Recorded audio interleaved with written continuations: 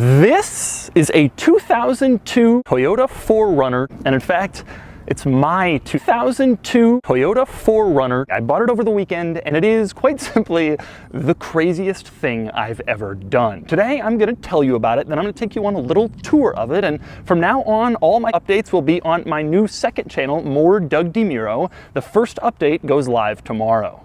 First, we start with the obvious question. Why did I buy a 2002 Toyota 4Runner? And there's a simple answer: because it is one of the all-time greatest cars I have ever driven.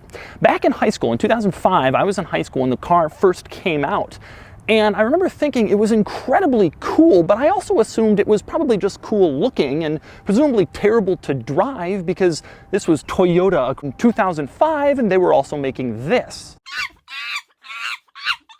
But 2 years ago, I went up to Toronto to drive a Toyota 4Runner TRD Pro that belonged to my friend Zach, and I filmed a video with it for my channel, and I was stunned to discover that it's actually an incredible car. The steering feel is amazing. The acceleration is fantastic. The driving experience is wonderful. The shifter and clutch action are so perfect. It was actually a dramatic improvement over the other exotic cars from its day, the Ferrari F430 and 550, the Lamborghini Gallardo, and even the Porsche 911 Turbo.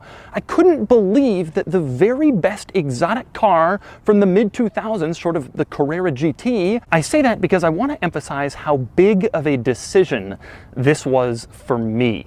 These days, car YouTubers seem to be buying a new exotic car every week, and they seem to gravitate towards the flavor of the month, whatever McLaren or Lamborghini is hot at this very moment. Now that's fine, I love watching those videos, I think they're all interesting and hilarious, but that's not me. I agonized over this decision for the last several months, and I can't tell you how many sleepless nights I had trying to decide whether it was even acceptable to spend this much money on a car. I've never done anything like this before, and I didn't grow up around this stuff. When I was a kid, my dad had a Toyota Camry and my mom had an Isuzu Rodeo. This kind of thing is totally alien for me, and I've never spent this much money before on anything. With that said, one major item made this decision a little bit easier for me.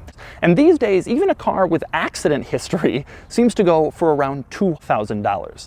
These cars have never really gone down in value, and so I feel like this is a car that I can buy and enjoy for a little while or a long while and not really lose much of any money to depreciation. Consider this: if the owner of this car had instead bought a 2005 Ford Explorer back in 2005, he would have spent like $35,000 for the Explorer, and it would be worth basically nothing today. Instead, he spent $150,000 on this, and it went up in value. In fact, it would have cost him a lot more to own the Ford Explorer than the Toyota 4Runner, and that wasn't the only thing that I considered. Another is the fact that this car is unusually reliable for a supercar.